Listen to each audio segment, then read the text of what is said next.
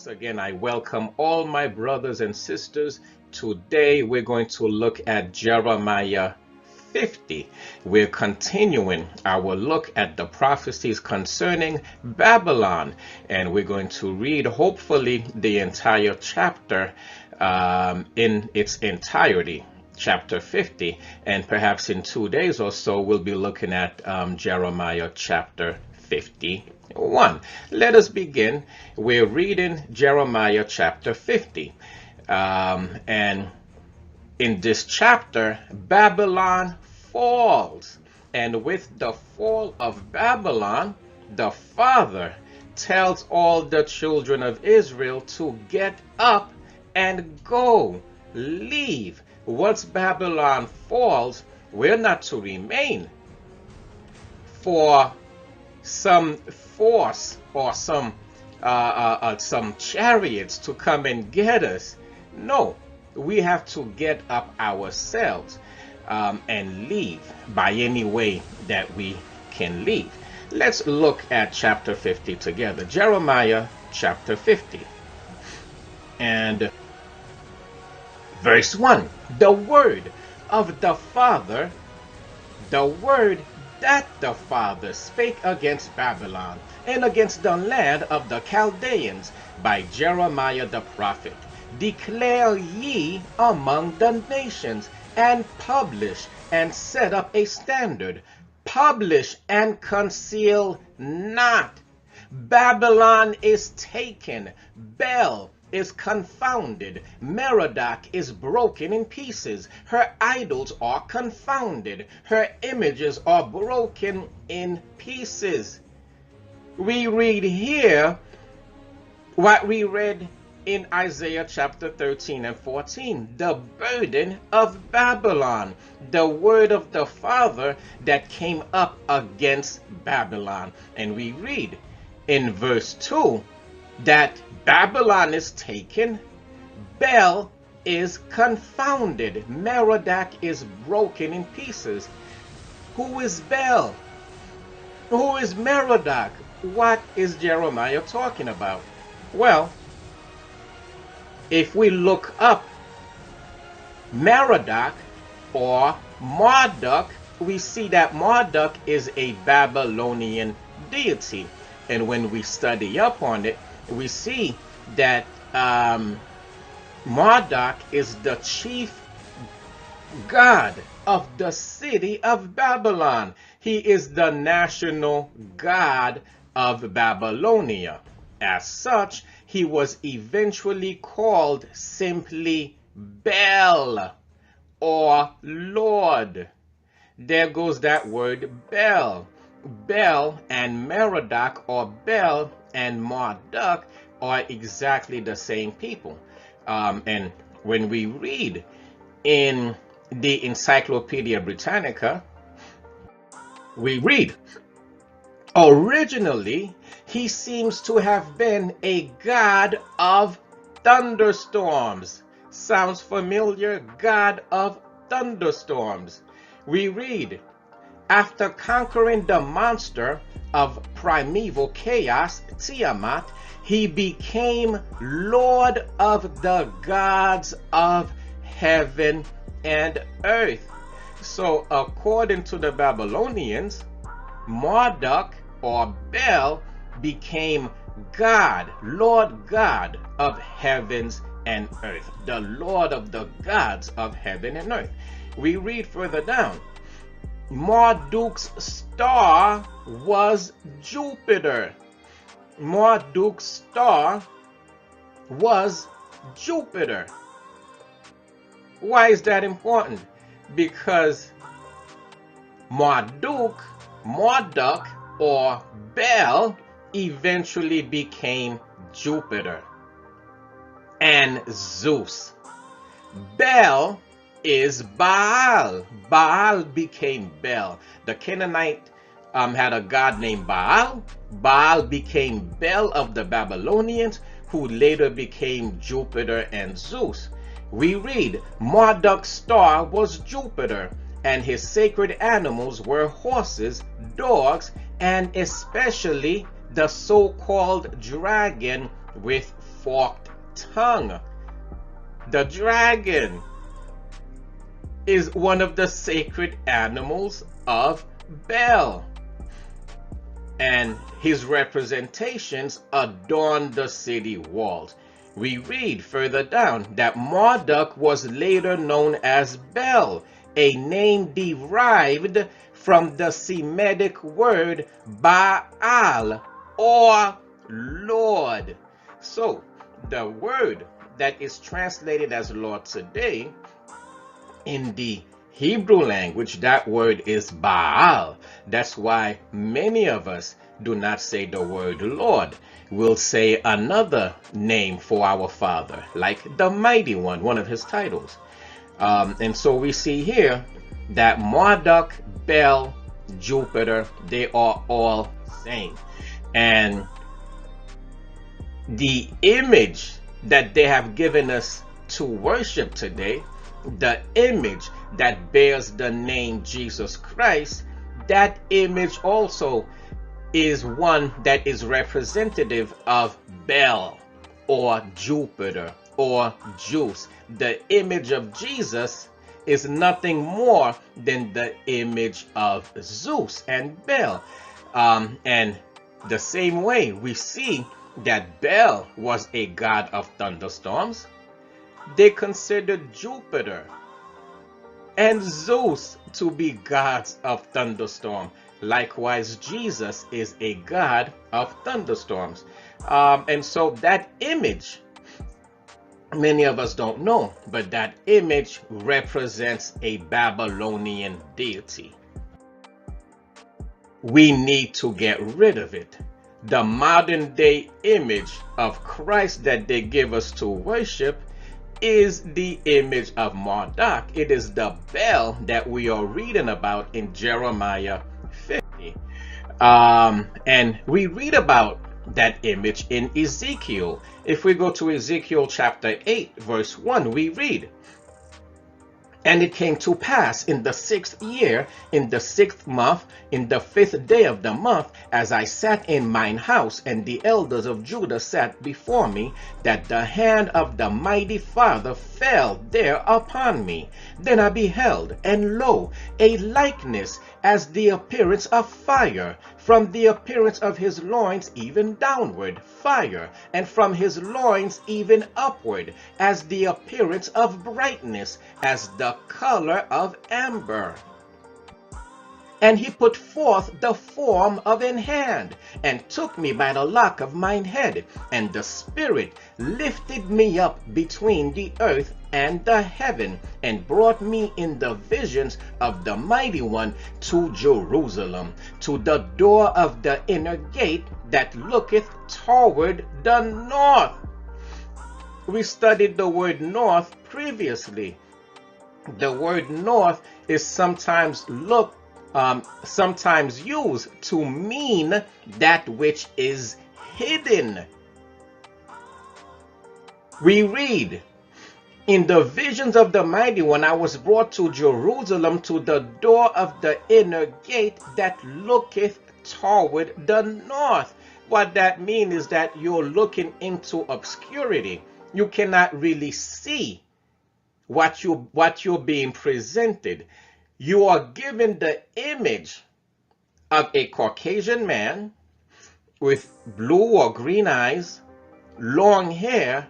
They tell you that this is the image of the Mighty One who is in heaven, the image of Christ, but you are actually looking at the image of Bel, of the image of Zeus. Ezekiel 8 verse 3 again, "And he put forth the form of an hand, and took me by the lock of mine head, and the Spirit lifted me up between the earth and the heaven, and brought me in the visions of the Mighty One to Jerusalem, to the door of the inner gate that looketh toward the north, where was the seat of the image of jealousy, which provoketh to jealousy." Where was the seat of the image of jealousy, which provoketh to jealousy? So the image of jealousy is situated on the sides of the north. That means it is very hard for you to detect. Verse 4. And behold, the glory of the mighty one of Israel was there, according to the vision that I saw in the plain. Then said he unto me, Son of man, lift up thine eyes now the way toward the north. So I lifted up mine eyes the way toward the north, and behold, northward at the gate of the altar, this image of jealousy in the entry. Look toward the north. That means you're looking into the darkness. You're looking at what is hidden. The north symbolizes that which is hidden. You see the word north a lot in Ezekiel chapter 8. Again, that's because you are seeing something. You're being told this is what it is, but it is really something entirely different. It is something else. We read, So I lifted up mine eyes the way toward the north, and behold, northward at the gate of the altar, this image of jealousy in the entry. What is the image of jealousy? The image of jealousy is the image of Christ, of Jesus Christ, that is exalted in every land, in every country, all over the world. People look at that image and say, there goes the mighty one, there goes the creator of heaven and earth. Well, if you're the creator of heaven and earth, and you see that your children are now worshiping this image, this idol, instead of worshiping you, you're going to be jealous. We read in Exodus 34 verse 14 that our Father's name is jealous, because he is so jealous. And here we are provoking him to jealousy with this image of Zeus, this image of Baal, of Marduk, that we today call Jesus Christ. Let's go on. When you look at one of the greatest revolutions that started among the children of Israel, and we've had many.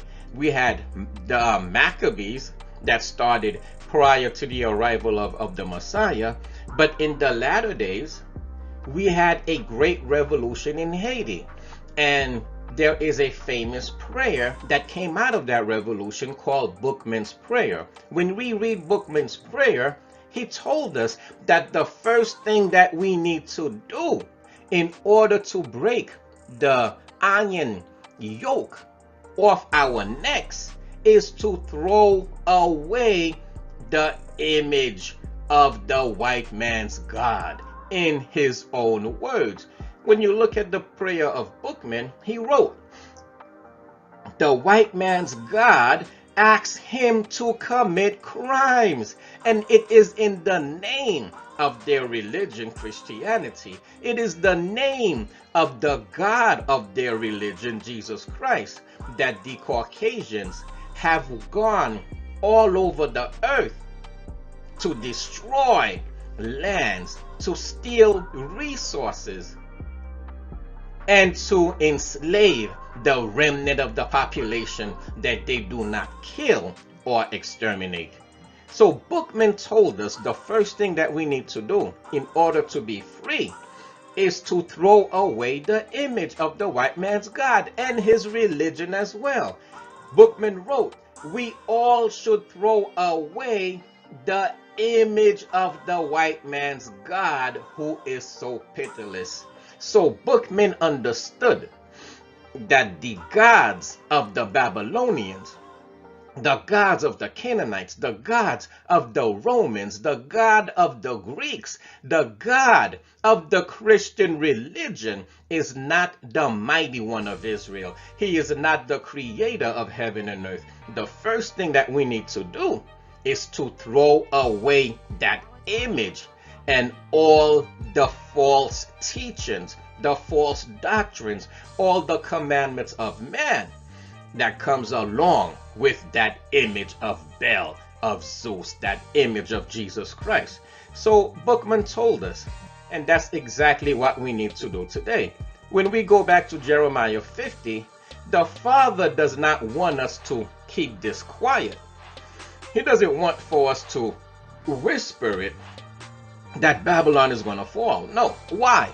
Because when Babylon falls, we are to leave. We cannot stay. So we read in Jeremiah 50 verse 2, declare ye among the nations, and publish and set up a standard, publish and conceal not. We are not to hide it. We are not to conceal what's going to happen. We are to let the inhabitants of the world, especially the children of Israel, let them know the word of the Father that came up against Babylon. She is going to fall. Verse 2 continues, Babylon is taken, Baal is confounded. The first thing that the Father is doing today as Babylon is about to fall, he is causing the children of Israel through his spirit to detach themselves from Baal, from the religion of the Romans, the Greeks, the Babylonians, the Canaanites. He wants us to put the image of Jesus Christ away. He wants us to cast aside the white man's God. We read, Babylon is taken, Baal, who is the image of Jesus Christ, he is confounded. Merodach is broken in pieces. Her idols are confounded. Her images are broken in pieces. The Father is destroying all the idols of the Babylonians. Verse 3, for out of the north there cometh up a nation against her, for which shall make her land desolate. Again, for out of the north there cometh up a nation against her, which shall make her land desolate, and none shall dwell therein. They shall remove, they shall depart, both man and beast. The Father is not saying Babylon is going to fall, but Babylon is everywhere. It's a system. You can stay right where you are in the center of Babylon. I'm gonna come down in a ship and come and get you. No, that's not what he's saying at all. He's saying that her land will be desolate. That means that it will be laid waste. None shall dwell therein. Dwell means to live. No one will live there. They shall remove, they shall leave. We read, they shall remove, they shall depart, both man and beast. And we will see why everyone is leaving. If the US, which is modern day Egypt and modern day Babylon, and by extension all of Europe, if the US, if Europe is the economic center of the world, once the US falls, she will no longer hold any opportunities. Once the armies have come in to lay her waste, your life will now be in danger. Why will you continue want to live in Babylon, in the United States? Every nation, not just Israel, but every nation, everybody from every nation, once they understand what is going on, that there is no longer any future for them in the United States, they will get up, pack up their belongings, whatever they can, and they will leave. Israel, we will see, has to do the same thing. Verse 4.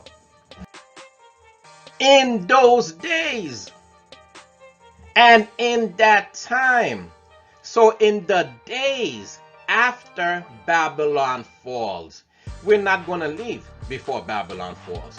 There will not be any consensus for us to leave. So long as we are able to go to work and pay the bills and send our kids to school, we will continue to be satisfied to stay in America, in the United States. But once Babylon falls, everything changes. The desire to stay will no longer be there. So the Father is telling us, when Babylon falls, we read verse 4, in those days and in that time, saith the Father, the children of Israel shall come, they and the children of Judah together, going and weeping. They shall go and seek the Father, their mighty one.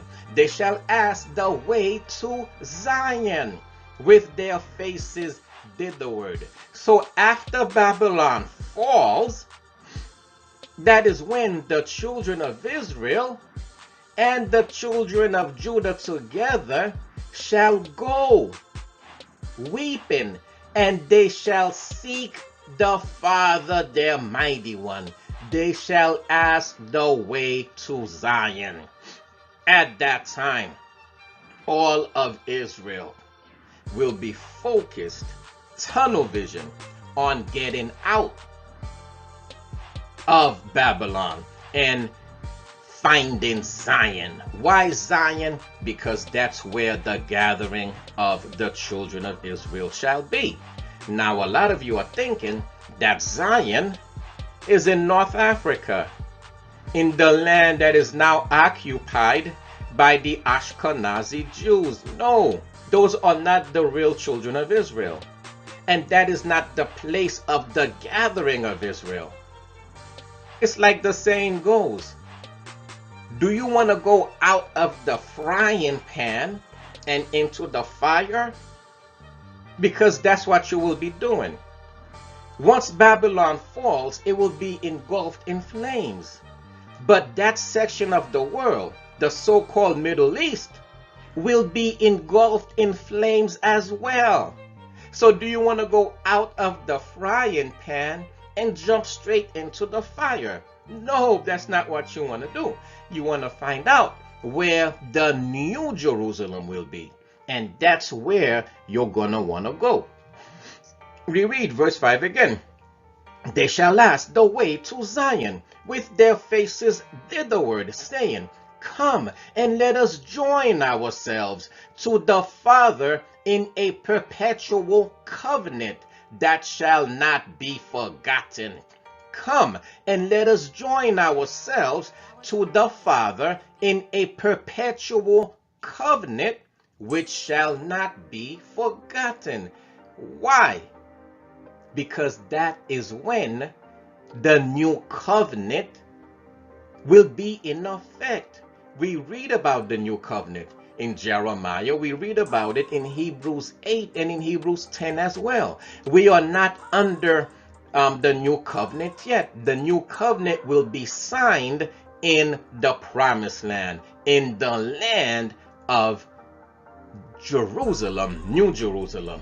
So all of Israel will be focused on getting to Zion so that we can sign the new contract where we will renew our vows with the Creator of heaven and earth. Verse 6. My people have been lost sheep. Their shepherds have caused them to go astray. Their shepherds have caused them to go astray. Who are their shepherds today? Today, their shepherds are Hollywood, the so-called idols, the stars of Hollywood. Their shepherds are the leaders of the Muslim church, the leaders of all the Christian churches, including the Catholics, the Protestants, the Adventists, the Mormons. Their leaders are the scientists, their leaders are their teachers and their professors in school. All these are their shepherds, and all of them have led the children of Israel astray. Verse 6 again. My people have been lost sheep. Their shepherds have caused them to go astray. They have turned them away on the mountains. They have gone from mountain to hill. They have forgotten their resting place. Their resting place should be the word of the Father. Verse 7. All that found them have devoured them. And their adversaries said, we offend not, because they have sinned against the Father, the habitation of justice, even the Father, the hope of their fathers. So, everyone that has devoured us, all of these nations, the Ishmaelites, the Arabs, the Africans, the nations of Europe, the Christian churches, the schools, the institutions, the banks, everyone that has had a hand in devouring the children of Israel, say, don't look at me, we're innocent. What they're doing, they have done to themselves. They are in pain, they are suffering, because they have brought it upon themselves by sinning, by transgressing against the word of the mighty one. And that's exactly what has happened to us. Everywhere we go, we are in constant pain. Everywhere we go, we are living in hell. Verse 8. Remove out of the midst of Babylon. There we go again. Remove out of the midst of Babylon. You cannot stay. The word of the Father says to leave. If you believe in his word, then you will do what the words say. You will leave. Verse 8. Remove out of the midst of Babylon, and go forth out of the land of the Chaldeans, and be as the he-goats before the flocks. The children of Israel once, or should I say, should be the he-goats before the flocks. That means that the children of Israel have to leave first. We read that everybody who is in the United States, and the United States is a melting pot, many nations, many people are living there now. Well, everybody who understands that the U.S. will not rise, once she falls, everyone that has that understanding will get up and they will go, they will leave. But the Father is commanding us to leave first.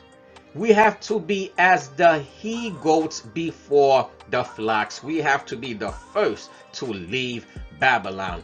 And he has promised that he will set up highways. He will make it possible for that to happen. We read in Isaiah 60 that we will be coming in ships. We read in Isaiah 60 verse 8 and 9. Who are these that fly as clouds, who are these that fly as doves, to their windows? And in verse 9 we read that these are clouds.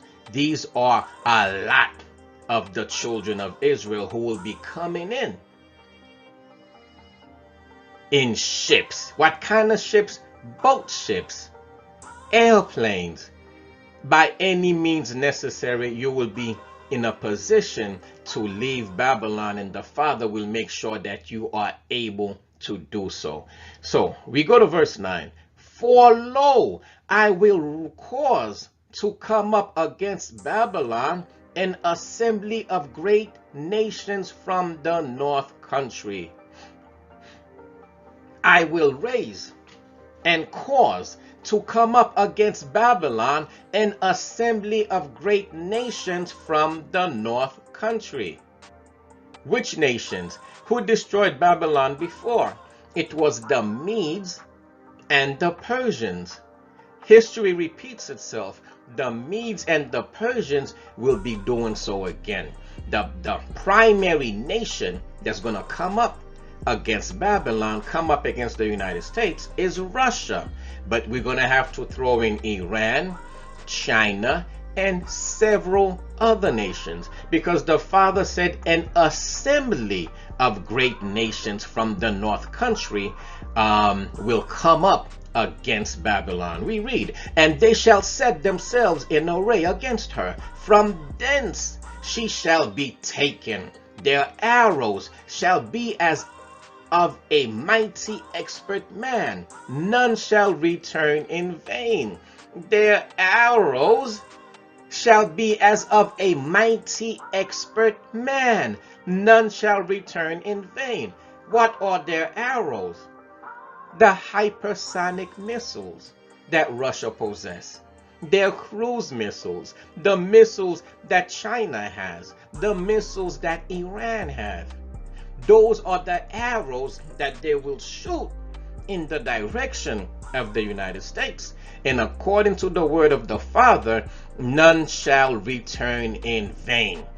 That means once they fix their mark, if they fix New York City as a target, then New York City will be hit. And there is nothing, there is no defense in place that can prevent those hypersonic missiles from hitting their mark. Verse 10, and Chaldea shall be a spoil. All that spoil her shall be satisfied, saith the Father. Babylon will fall, and the nations that come up against her will take whatever they want from the land. No one will save Babylon, and Babylon will not be able to save herself. Verse 11, because ye were glad, because ye rejoiced, O ye destroyers of mine heritage.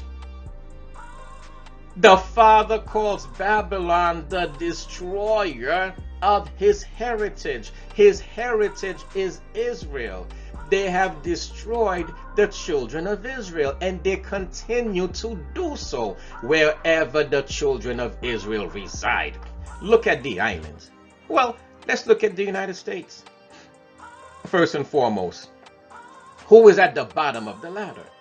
Who is suffering all the time? Whose life is in doubt morning, noon, and night? The children of Israel who are living in the United States. Look at the children of Israel in the islands. Europe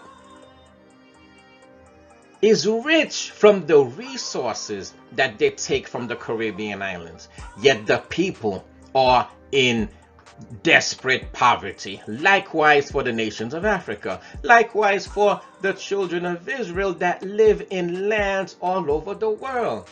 Very often when you see the Europeans destroying a particular group of people, be certain that there is a large group of Israelites who are living among those people, such as all the nations that they are destroying in Africa.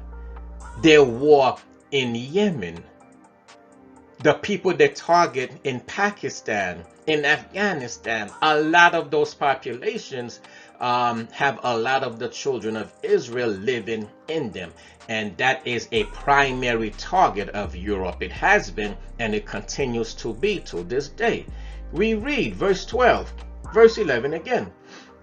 Because ye were glad, because ye rejoiced, O ye destroyers of mine heritage, because ye are grown fat as the heifer at grass, and bellow as bulls, your mother shall be sore confounded. She that bare you shall be ashamed. Behold, the hindermost of the nations shall be a wilderness, a dry land, and a desert. Your mother shall be sore confounded. Who is the mother of the United States? Europe. Europe gave birth to the United States. Europe shall be confounded. She that bare you shall be ashamed. Behold, the hindermost of the nations shall be a wilderness. And when you look at those nations in Europe, that's at the very edge of the world. These are the hindermost of the nations. Verse 13, because of the wrath of the Father, it shall not be inhabited, but it shall be wholly desolate. Everyone that goeth by Babylon shall be astonished and hiss at all her plagues. Verse 14, put yourselves in array against Babylon round about, all ye that bend the bow. Shoot at her, spare no arrows, for she hath sinned against the Father. Shout against her round about. she hath given her hand. Her foundations are fallen, her walls are thrown down. For it is the vengeance of the Father. Take vengeance upon her, as she hath done. Do unto her as she has done to the children of Israel. The day will come that the children of Israel will do likewise unto her, as she has done against Iran. Iran shall do against her, as she has done against Korea, as she has done against Vietnam, against Laos, as she has done against Haiti, against the Dominican Republic, as she has done against all the nations of the world. So too will they do against her. She that spoiled all the nations, she herself, the United States, Egypt, Babylon, she shall be spoiled. Verse 16, cut off the sower from Babylon, and him that handleth the sickle in the time of harvest. For fear of the oppressing sword, they shall turn everyone to his people, and they shall flee everyone to his own land. So everybody will leave and go back to their own country. We read, for fear of the oppressing sword. When an army invades your land, they're not gonna knock on every door and say, would you kindly step out and sign this petition so that you understand that we are now your conquerors? Okay, you may go back inside now. No, they're coming in with missiles, they're coming in with tanks, they're coming in with fire, and they're coming to lay your land waste. And everyone that is found joined to Babylon, everyone that clings unto Babylon, will be cut down with the sword. We read, for fear of the oppressing sword, they shall turn everyone to his people. So everybody will be looking to leave Babylon, except those fools who want to hang on. They shall flee everyone to his own land. The Father wants Israel to go first, to be as the he-goats before the flocks. Verse 17. Israel is a scattered sheep. The lions have driven him away. The lions are the nations of Europe, the Arabian nations, the African nations, all these nations that had a hand in scattering Israel. We read, Israel is a scattered sheep. The lions have driven him away. First, the king of Assyria hath devoured him, and last, this Nebuchadrezzar, king of Babylon, hath broken his bones. And in the future, we'll look at Assyria and consider how ancient Assyria can be compared to modern day Europe, and how ancient Babylon we're already comparing to modern day United States. We went from being under Europe, under the Assyrian occupation, to now being dominated from Babylon during the Babylonian occupation. Verse 18, therefore thus saith the King of hosts, the mighty one of Israel, behold, I will punish the king of Babylon and his land, as I have punished the king of Assyria. Verse 19, and I will bring Israel again to his habitation, and he shall feed on Carmel and Bashan, and his soul shall be satisfied upon Mount Ephraim and Gilead. In those days and in that time. He's talking about today, in these days, in these times. Verse 20, in those days and in that time, saith the king, the iniquity of Israel shall be sought for, and there shall be none, and the sins of Judah, and they shall not be found.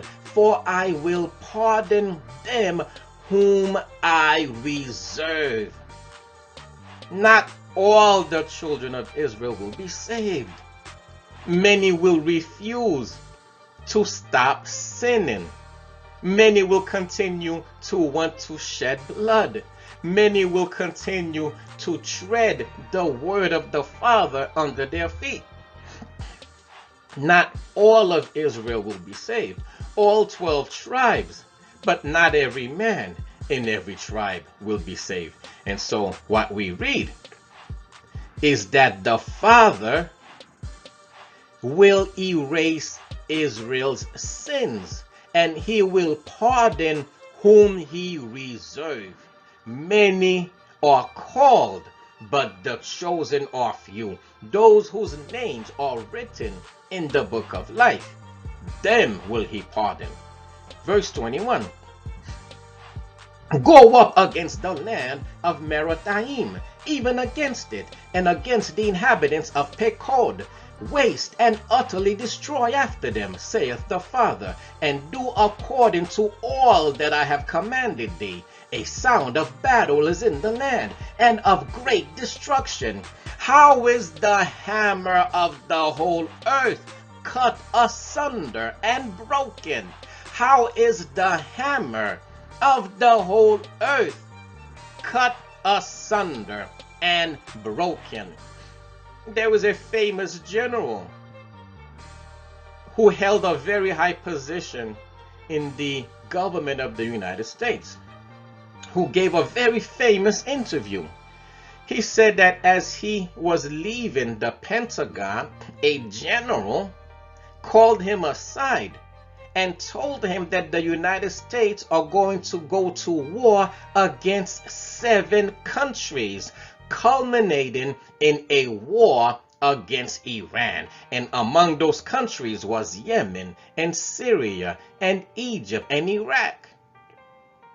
And when the general asked, why is the United States going to war against all those countries, the answer he got was, I don't know. I guess since we have a big military, I guess if you have a hammer, every problem must look like a nail. The United States is the hammer of the whole earth.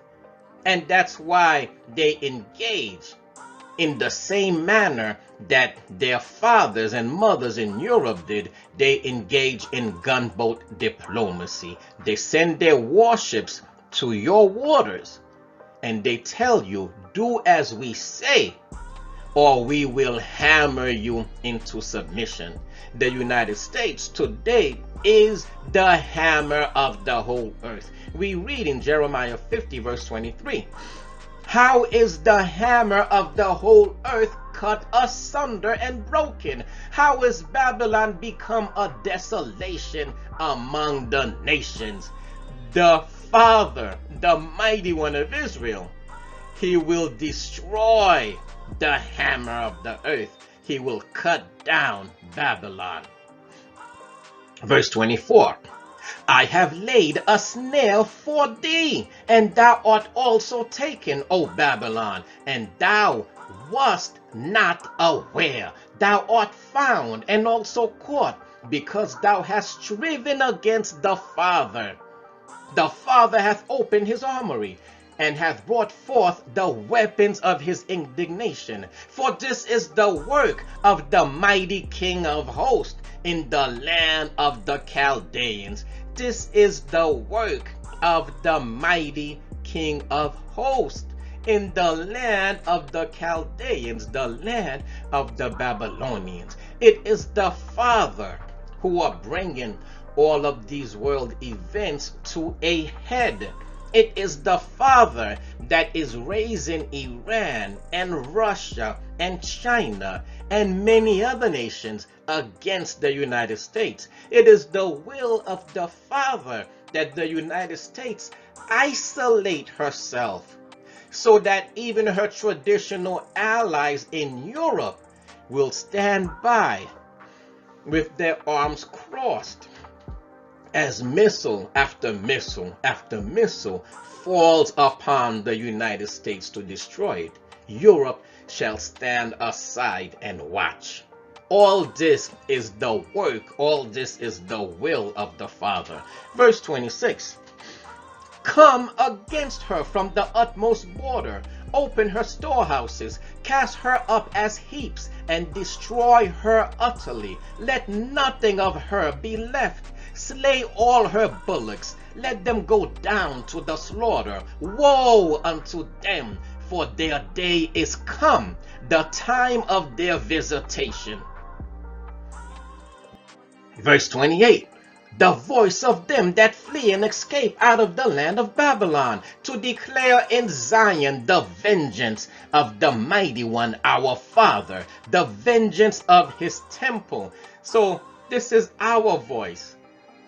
Those who take heed, those who actually flee, those who leave Babylon, we will declare that the vengeance of the Father was executed upon the land of Babylon. And we will declare that in Zion, where we will assemble, where we are going to wait for the Father, the place that has the Father's name. We're going to go there and we're going to wait, and the Father, he will come. Verse 28 again. The voice of them that flee and escape out of the land of Babylon, to declare in Zion the vengeance of the Father, our mighty one, the vengeance of his temple. Call together the archers against Babylon, all ye that bend the bow, camp against it round about. Let none thereof escape. Recompense her according to her work, according to all that she hath done. Do unto her, for she hath been proud against the Father. The Father is not showing Babylon mercy. We know what she has done.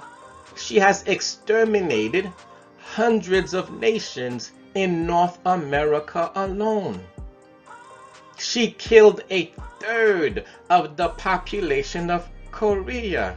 Laos, a country that she never declared war against, she carpet-bagged an entire nation.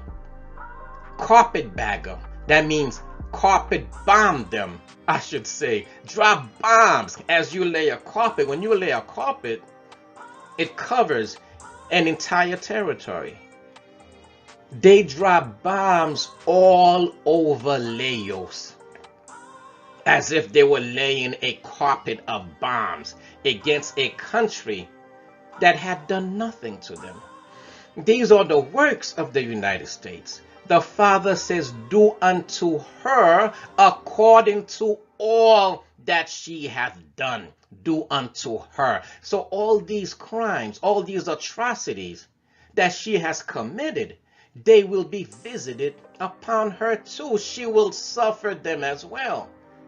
Verse 30, therefore shall her young men fall in the streets, and all her men of war shall be cut off in that day, saith the Father.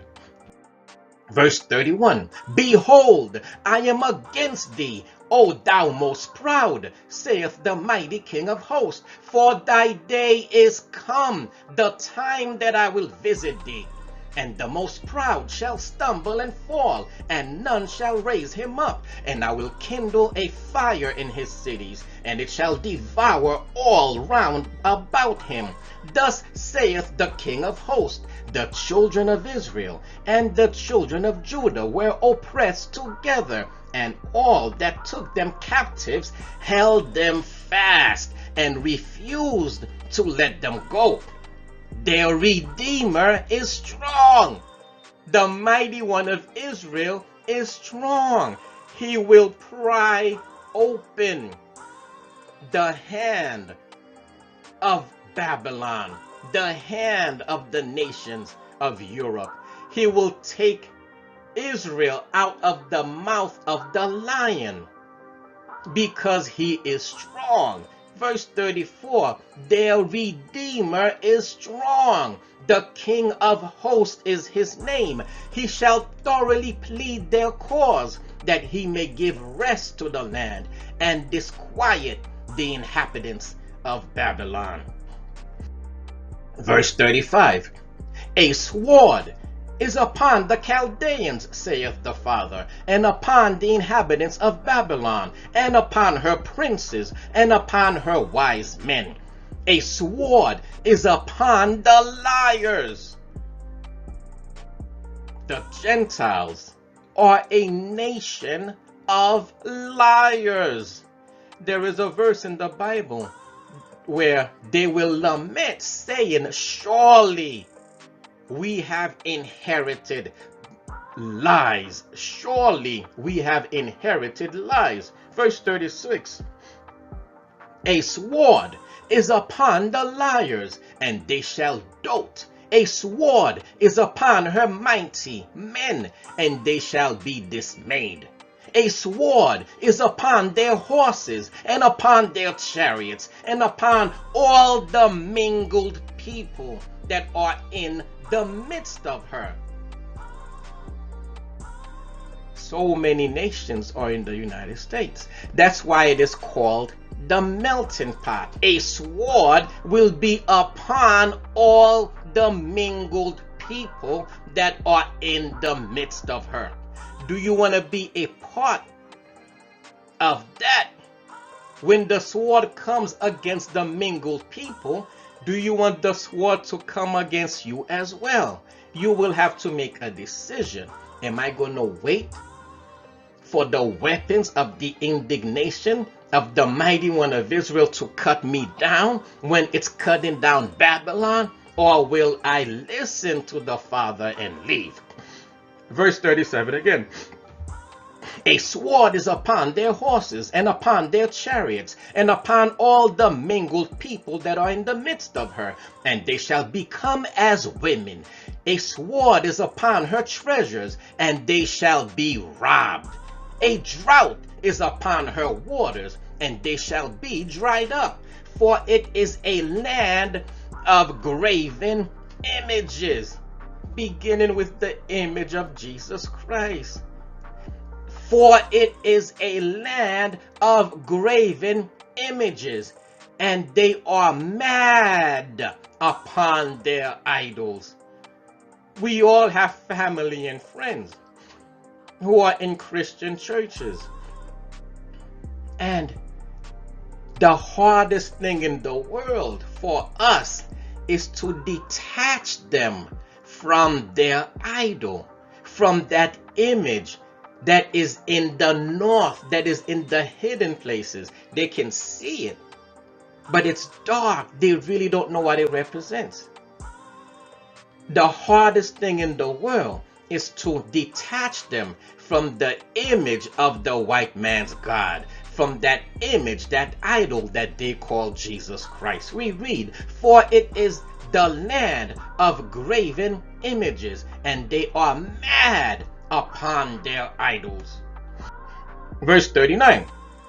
Therefore the wild beast of the desert with the wild beast of the islands shall dwell there, and the owls shall dwell therein, and it shall be no more inhabited forever, neither shall it be dwelt in from generation to generation. As the mighty one overthrew Sodom and Gomorrah, and the neighboring cities thereof, saith the Father, so shall no man abide there, neither shall any son of man dwell therein. The United States is about to be made desolate. Verse 41.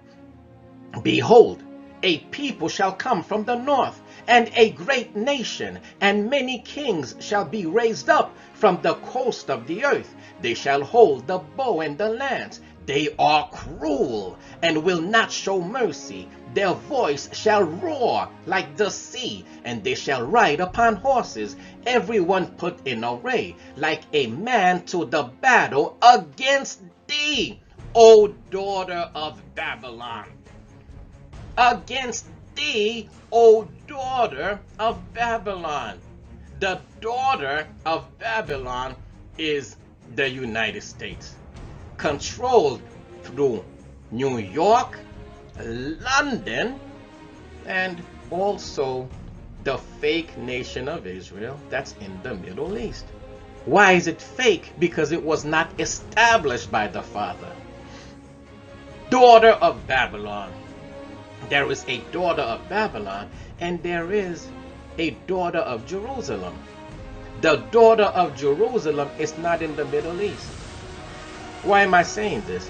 Well, there is an ancient Babylon, which is over in Iraq, and there is a new Babylon, which is represented by the United States. Likewise, there is, so the old Babylon is called Babylon. The new Babylon is called the daughter of Babylon. Likewise, there is a Jerusalem in the ancient lands, and there is a new Jerusalem that's in the new lands. Let us continue. The king of Babylon hath heard the report of them, and his hands waxed feeble. Anguish took hold of him, and pangs as of a woman in travail. Babylon will be made to feel the same pain that a woman feels when she is about to give birth, when she is giving birth. So a lot of suffering awaits the land of Babylon. Verse 44. Behold, he shall come up like a lion from the swelling of Jordan unto the habitation of the strong. But I will make them suddenly run away from her. And who is a chosen man, that I may appoint over her? For who is like me, and who will appoint me the time? And who is that shepherd that will stand before me?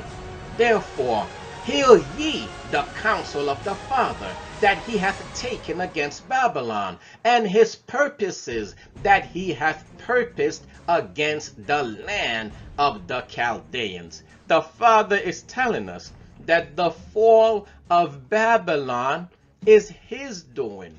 You may see the nations go through their policies, and they go through their politics and everything else, but it is the will of the Father that is being accomplished.